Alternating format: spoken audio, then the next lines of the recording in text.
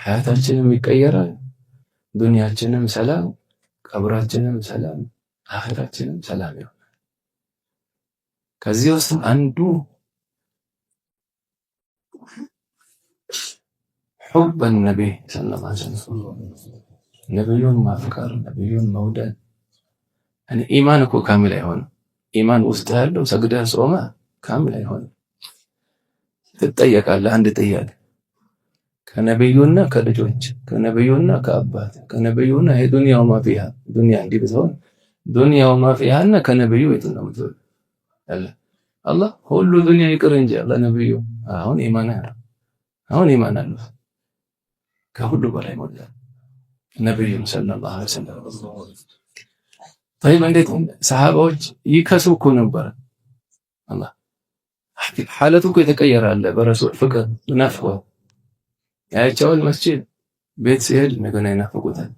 ይሄ አንሶ አኺራ ተዛረው ደግሞ አኺራ ላይ ጀነት ካልገባው ላላያቸው ነው አለ። አሁን የሚያሳስበው ነብዩ መለየት ነው። አጂብ እኮ አኺራው እኮ ነው የሚያሳስበው። ምን አይነት ፍቅር ነው የነዚህ? እንጨቱ እኮ አለቀሰ እንዴ ሐኒነል ጂዛ ይሉት የለ እንዴ? ሙተዋቲር እኮ ነው ያለ። ከመስጂድ እኮ አልወጡም ነብዩ ወደ አኺራ እኮ ሄደው አይደለም ከሱ እኮ የተወሰነ ሜትር እኮ ነው የራቁት እንጨት። ይሄን ሰለፎች ሲቀሩት ይሄን ሐዲስ ጺማቸው እስኪረጥብ ያለቅሱ ነበር። የት ነን እኛ እንጨቱ ያለቀሰላቸው ነብዩ? ዛሬ መዲና ሄደው እኮ ሳይዘይራቸው ይመለሳል። ወላ ሐጅ ሄደው እኮ ሳይዘይር ተመለሰ እኮ። فإنك لا تجزي نبيك يا فتى ولو جئته سعيا على العين سائري ተውና በእግርህ በአይንህ ተራምደህ ነብዩ ጋር ሄደህ ሰላም ብትላቸው ጀዛቸውን አትከፍልም። አንተ ብለው ይደሙ አንተ ብለው ይሁን። አላህ ፍቅራቸውን ያልብሰው ቀልባችን። እዛን ነብዩን ከዚህ ከሁሉ በላይ መውደድ አለ። ታዩ እንዴት ይመጣል? የረሱል ፍቅር የለኝም እንዴት ላደርግ? ያው በዚህ ፍቅር ይሰራ። አንደኛ ሲራቸውን ቅራ። ሲራቸውን ስትቀራ ሐያተን ይቀሰንት ሙስሊም ያልሆኑ ነብዩን ለመስደብ በዚህ ንያ የሆነ ነውር አግኝቼ እሳቸውን ዲናቸው ይሉና አንዳንድ ፈረንጆች ከፈትኩታል። ሲራው ምናቸው ይሰደባል? ምን ያህል ዛኔ ቤት ብትገባ ካነ ኹሉቁሁ አልቁርአን። እዚህ ሰሃባዎች ብትጠይቃቸው አላየሁም እንደ ነብዩ። እዚህ ግመል የሚያረክስላቸው ናቸው። جاءت لدعوته الأشجار ساجدة تمشي إليه على ساق بلا قدم كنجة محمد سيد الكونين والثقلين والفريقين من عرب ومن عجم. سياي هم بمسلم لي يكون سياي سيدنا خديجة الله قنا وحي عنده ورد يتناقر فإنك الله بيته استمو سويه وما وقف لك ባለቤቱ ናት አሉ የምታውቀው ሌላ ሰው ነው የሚያውቀው። እዛ ቤቱ ያሉ ሰራተኛ በለው ዘበኛ በለው እንዲህ ቦታ የማይሰጣቸው እነዚህ ከመሰከሩለት خلاص ሻሃዳ አያስፈልግም። ለዚህ ባለቤቱ ታውቀዋለች በትክክል።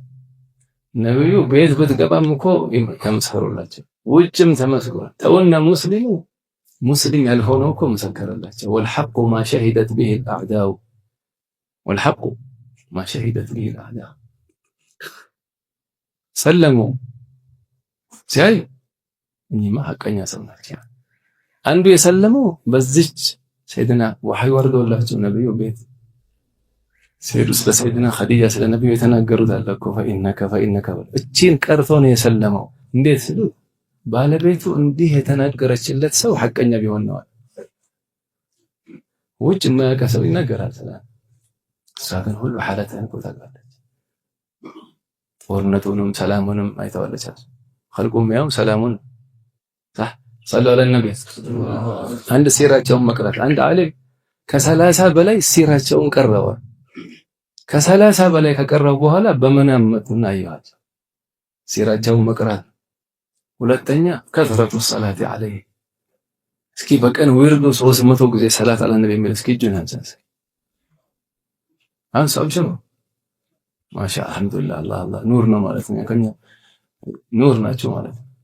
ይሄ ትንሹ ማብዛት ነው 300 ጊዜ ይሄው ኪታብ አለልኩ ምርጥ ኪታቦች ደላኢል አልኸይራት አለ። ድሮ ሐረም ሲነግሩ መሻይኾቻችን የዛሬ 70 ዓመት 60 ዓመት ማንኛውም ቦታ ስትሄድ መካ ወላ መዲና ሱቅ ስትገባ ሁለት ነገር አይታጣም፣ ቁርአንና ደላኢል አልኸይራት። ገበያ ይሸጣል። ሰው ከሌለ ወደ ቁርአን ወደ ደላኢል አልኸይራት። ስትረስ ያቁ ዲፕሬሽን ያቁ ጭንቀት የለ ምን የለ ሀም የለ ገም የለ ሁሉ ሰፋ ይሰፋ። ቁርአንና ሰላ ዐለ ነቢ ሰውየው ይዞ እሱና ሐዘን ምን አገናኛቸው?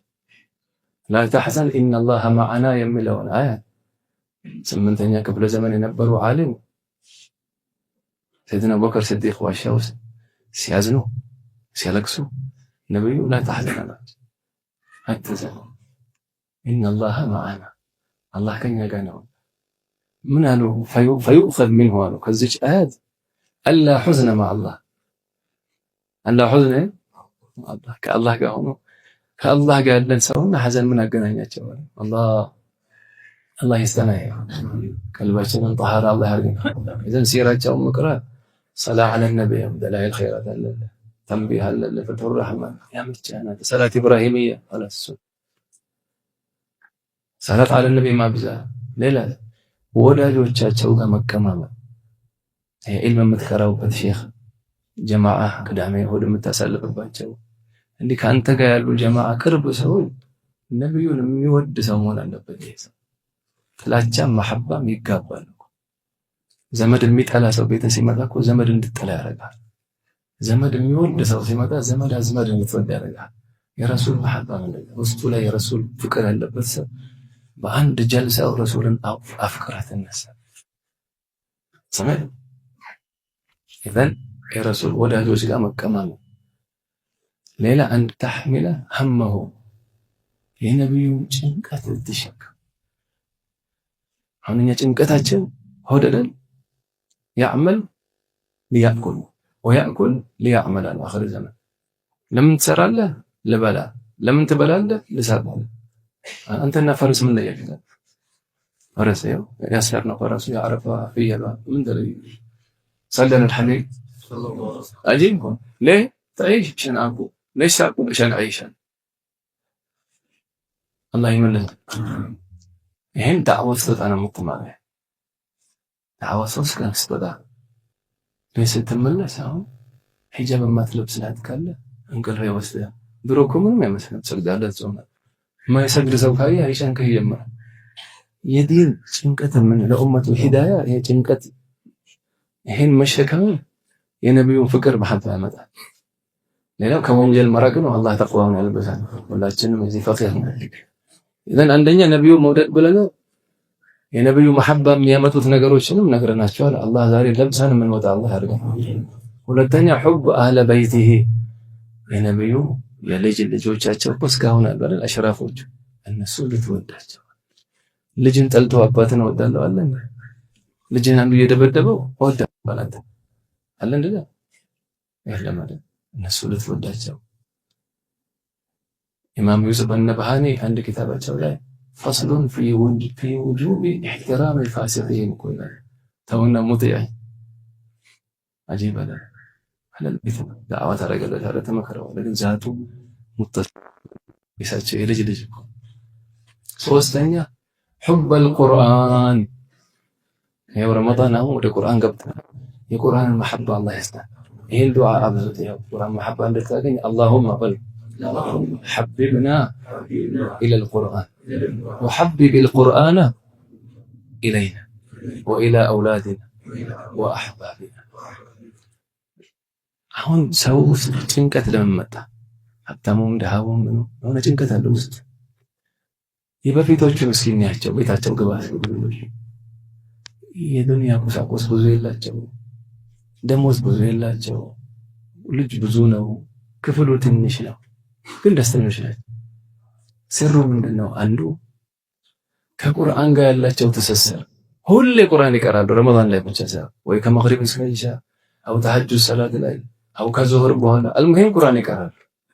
ቁርአን ካለው አንድ ፈዋኢድ ይሄ ቀኑ ሙሉ የምትሰማው አሁን የሚያስከፉ ዜናዎች የሚያስከፋ ኸበር ምኑ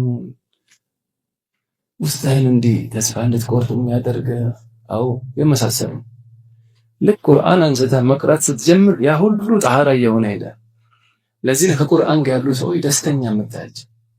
ወማ አልቁርአን ፊ ቀረን የአላህ ሰዎች ከቁርአን ጋር ይለዩ ሁሌ ለዳማን እስኪ ዝግጁ ነው እነዚህ ቁርአንን ከረመዳን በኋላ ሐያቱ ውስጥ ለማስገባት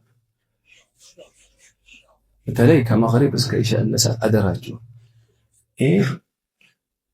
አውራ ዶሮ ታውቃላችሁ አይደል?